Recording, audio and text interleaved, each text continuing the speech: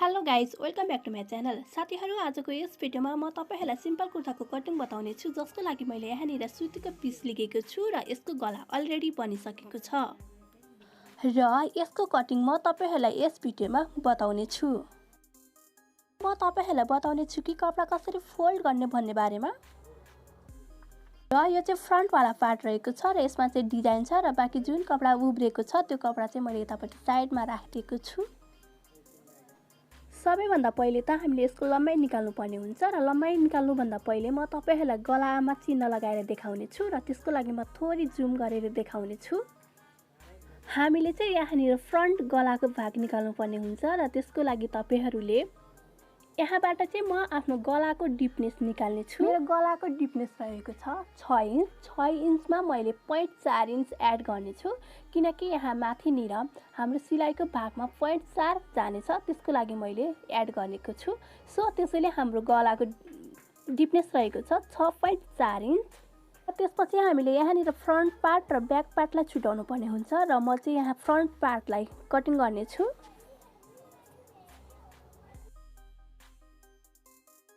मैले अगाडिको पाटा र पछाडिको पाटा छुट्याइसकेको छु र यो चाहिँ हाम्रो अगाडिको पाटा रहेको छ र हामी गलाको एकदमै सेन्टरबाट यसलाई फोल्ड गर्ने छौं। र यहाँ हेर्नुस्, हामीले एकदमै गलाको एकदमै सेन्टर पोइन्टमा हामीलाई यसलाई मिलाएर राख्नु पर्ने हुन्छ।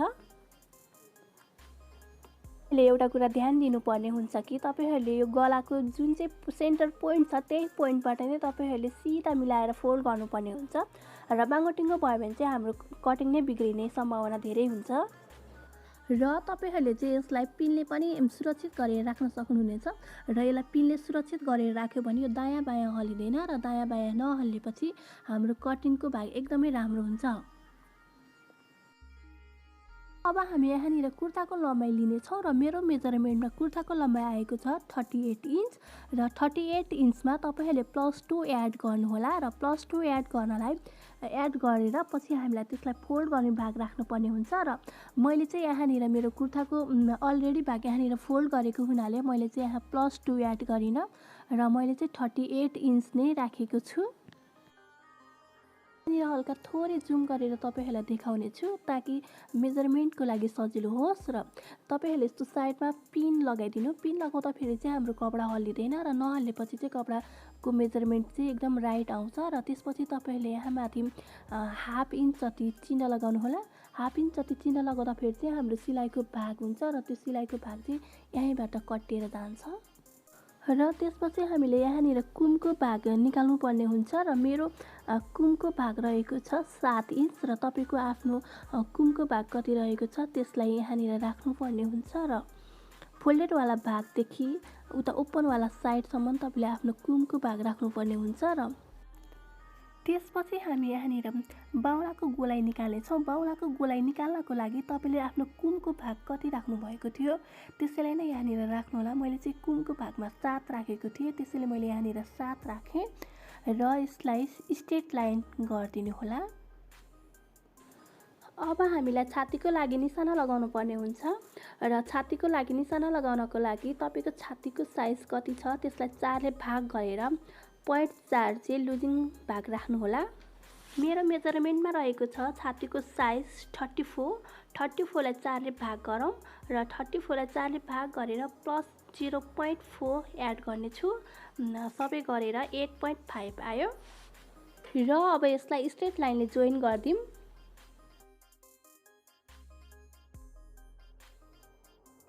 अब हामीले कम्मरको लागि निशाना लगाउनु पर्ने हुन्छ। कम्मरको लागि निशाना लगाउनको लागि हामीले कुमको भागबाट तल लगाउनु पर्ने हुन्छ र 14 अथवा 15 मा चाहिँ हामीले निशाना लगाउनु पर्ने हुन्छ।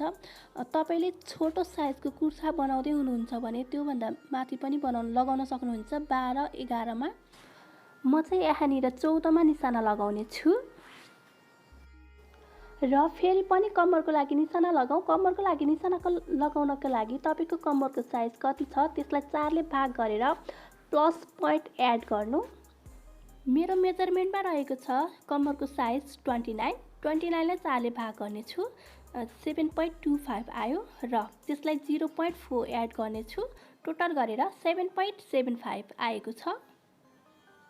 अब हामीले हिपको लागि निशाना लगाउनु पर्ने हुन्छ। हिपको लागि निशाना लगाउनको लागि कम्मरको साइज भन्दा हल्का थोरै हुन्छ र मैले चाहिँ यहाँनिर 19 मा चिन्ह लगाएको छु र तपाईको छातीको साइज 34 भन्दा माथि छ भने तपाईले त्यहाँभन्दा तल 20 सम्म पनि राख्न सक्नुहुनेछ र मेरो मेजरमेन्टमा छातीको साइज रहेको छ 34 र 34 मा मैले 19 मा चिन्ह लगाएको छु।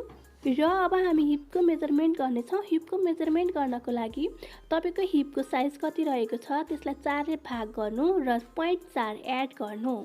मेरो मेजरमेन्टमा रहेको छ हिपको साइज 33.5। 33.5 लाई मैले 4 ले भाग गरेँ र 0.5 एड गरेँ। सबै टोटल गरेर 8.8 आएको छ मेरो यहाँ। र यो चाहिँ हाम्रो हिपको भाग रहेको छ, यो कम्मरको, यो छातीको भाग रहेको छ। यसलाई स्केलद्वारा यसको सेपमा धर्का तान्नु होला। अब हामीले कुर्ताको फेरको लागि निशाना लगाउनु पर्ने हुन्छ। यदि तपाईले कुर्ताको फेर फराकिलो लगाउनुहुन्छ भने छातीको भागलाई 4 ले भाग गरेर +2 एड गर्नु।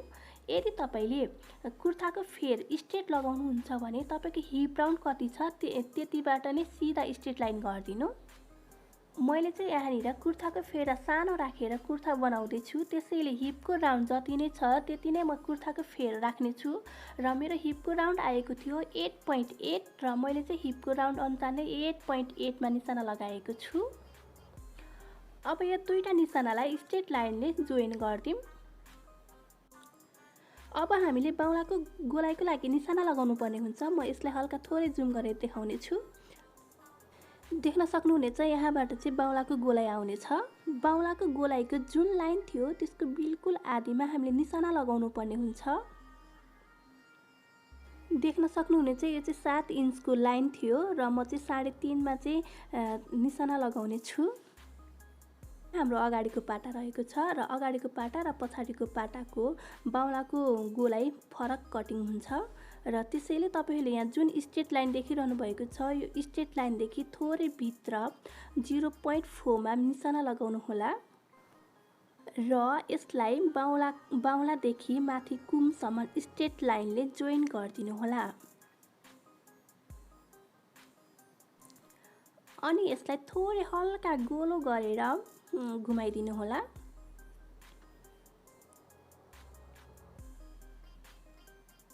अब हामीले कुममा थोरै निशाना लगाउन बाँकी छ किनकि हाम्रो कुम बिल्कुल सिधा हुँदैन, त्यसैले हामीले यहाँनिर थोरै हल्का हाफ इन्च जति तल तानेर यसलाई बाङ्गो रेखा तान्दिनु होला। अब हामीलाई यहाँनिर 1.5 एड गर्नुपर्ने हुन्छ किनकि हामीलाई पछि कपडा बढाउनको लागि काम गर्छ र 1.5 एड गर्दै जाउँ। छाती, कम्मर, हिप त्यस्तै गरी फेरामा 1.5 एड गरौँ। अब त्यसलाई स्केलको मद्दतले जोइन गर्नेछौँ। र साथीहरू हाम्रो यो चाहिँ अगाडिको पाटा फ्रन्ट साइड चाहिँ हाम्रो ड्राफ्टमा रेडी भइसकेको छ। अब यसलाई बिस्तारै त्यो तपाईले जहाँ चाहिँ मार्क लगाउनु भएको त्यहाँ त्यसैबाट बिस्तारै हल्का गरेर कटिङ गर्नु होला।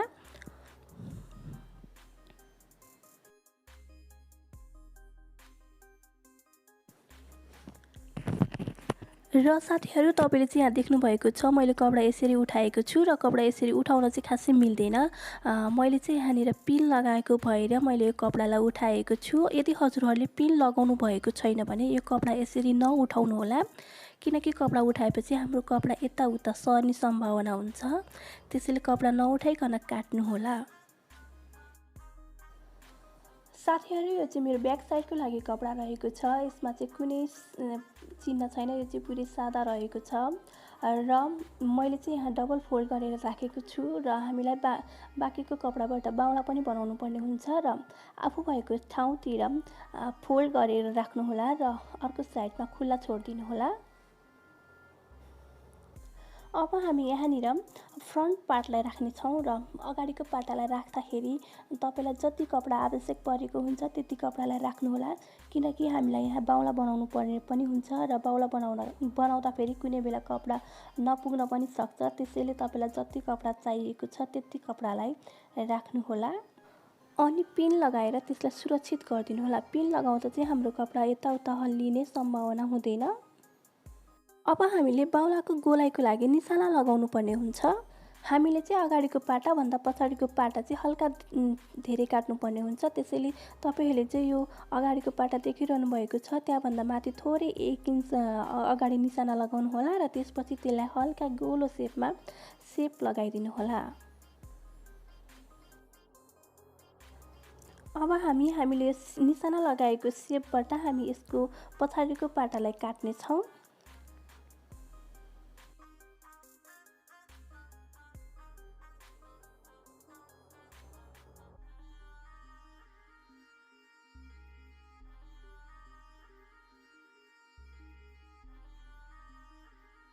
र साथीहरू तपाईले यहाँ थोरै कट पनि लगाउनु होला किनकि हाम्रो यहाँ कम्मरको भाग र हिपको भागमा थोरै कट लगाउँदाखेरि पछि तपाईलाई त्यहाँ जोइन गरेर सिलाउन एकदम धेरै सजिलो हुन्छ।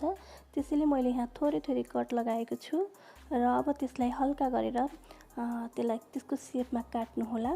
यदि तपाईले पिन लगाउनु भएको छैन भने प्लिज साथीहरू तपाईले चाहिँ यो कपडा यसरी उठाएर नकाट्नु होला। अब साथीहरू हामीले चाहिँ यसको ब्याक साइडको लागि गलाको कटिङ गर्नुपर्ने हुन्छ र हाम्रो फ्रन्ट साइडमा चाहिँ गला अलरेडी भएको कारणले यसको गला कटिङ गर्नुपर्ने भएन र त्यसैले अब चाहिँ म यसको ब्याक साइडको गला कट गर्ने छु। र साथीहरू गलाको लागि पछाडिको भागको गलाको लागि मैले यहाँनिर 3 राखेको छु र त्यस्तै गरी पछाडि थोरै खोल्नको लागि मैले यहाँ 5 राखेको छु। हजुरहरूले कति राख्नु भएको छ त्यही अनुसार राख्नु होला र यतापट्टि साइडमा पनि 3 राख्नु होला र त्यसपछि तपाईहरूले स्ट्रेट लाइनले तान्नु होला, स्ट्रेट लाइन तान्नु होला।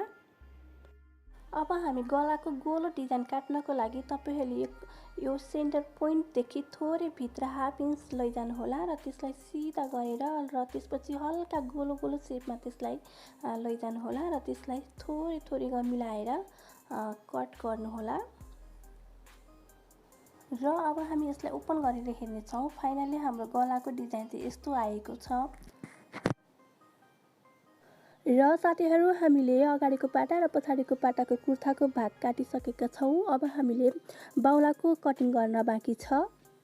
हामीले कुर्ता कटिङ गर्दाखेरि नै बचेको कपडाबाट हामीले बाहुला निकाल्नु पर्ने हुन्छ र त्यो बचेको कपडाबाट कति छ तपाईले त्यसलाई 4 फोल्डमा भाग गरेर राख्नुपर्ने हुन्छ र आफू भएकोतिर फोल्ड साइड गर्नु होला र बाँकी साइडमा चाहिँ खुल्ला भाग छोड्नु होला। र साथीहरू यो चाहिँ हाम्रो बाहुलाको लम्बाइ रहेको छ। तपाईले आफ्नो बाहुलामा कति चाहिँ लम्बाइ राख्नु भएको छ त्यसलाई आफ्नो यहाँ लम्बाइ राख्नु होला र म चाहिँ यहाँ चाहिँ 14 राख्ने छु र 14 मा +1 चाहिँ मैले फोल्ड गर्ने भाग राख्ने छु। अब हामीले बन्द भागदेखि खुल्ला साइडसम्म निशाना लगाउनु पर्ने हुन्छ र त्यसको लागि तपाईले छातीको साइजमा कति राख्नु भएको थियो त्यसलाई 4 ले भाग गरेर राख्नुहोस्। मैले चाहिँ यहाँनिर छातीको साइज 34 आएको थियो र 34 लाई मैले 4 लाई 4 ले भाग गरेर राखेको छु र 34 लाई 4 ले भाग गर्दाखेरि 8.5 आएको छ र तपाईले छातीको साइज कति रहेको छ त्यसलाई 4 ले भाग गरेर त्यहाँ राख्नु होला र त्यसपछि तल तपाईले गला कति खोल्नु भएको थियो ठ्याक्कै 2, 2.5, 3 कति खोल्नु भएको छ ठ्याक्कै त्यही राख्नु होला। मैले चाहिँ गला 3 खोलेको थिएँ र मैले चाहिँ यहाँनिर 3 राखेको छु र अब यसलाई स्केलले स्ट्रेट लाइन तान्दिम। अब हामीले बाहुलाको गोलाइको लागि यहाँ स्ट्रेट लाइन तान्नुपर्ने हुन्छ र बाहुलाको मोटाइ कति छ त्यसलाई 2 ले भाग गर्नु होला। मेरो बाहुलाको मोटाइ रहेको छ 10.5 र 10.5 लाई 2 ले भाग गर्दाखेरि आयो 5.25। अब हामीले यहाँनिर सिलाइ भाग पनि एड गर्नुपर्ने हुन्छ र सिलाइ भाग एड गर्नको लागि तपाईले 1 एड गर्दा पनि हुन्छ र म चाहिँ यहाँ 5.25 थियो र मैले 1 एड गर्दाखेरि आयो 6.25 र त्यसपछि तपाईले त्यो दुईटा लाइनलाई जोइन गरिदिनुहोस्। र साथीहरू म चाहिँ अब बाहुलाको कटिङ गर्ने छु र मैले चाहिँ एकदम सिम्पल तरिकाले बाहुलाको कटिङ गरेको छु र तपाईहरूले पनि यसरी नै बाहुलाको कटिङ गरिदिनु होला। तपाईले जुन स्ट्रेट लाइन तान्नु भएको थियो त्यो माथि हो त्यसलाई चाहिँ तपाईले हल्का राउन्ड गोलो सेपमा काट्नु होला। अब साथीहरू यसलाई ओपन गरेर हेरौँ र यो चाहिँ फ्रन्ट पार्टको लागि रहेको छ र मैले यहाँ टिक लागेको चाहिँ फ्रन्ट पार्टको लागि रहेको छ र त्यसपछि टिक नलगाएकोपट्टि चाहिँ हाम्रो ब्याकको लागि हुनेछ र यसलाई हल्का सेप राउन्ड गरेर यसलाई काट्नु होला। र फाइनली गाइज हाम्रो दुईवटा बाहुलाको चाहिँ यहाँको कटिङ भइसकेको छ।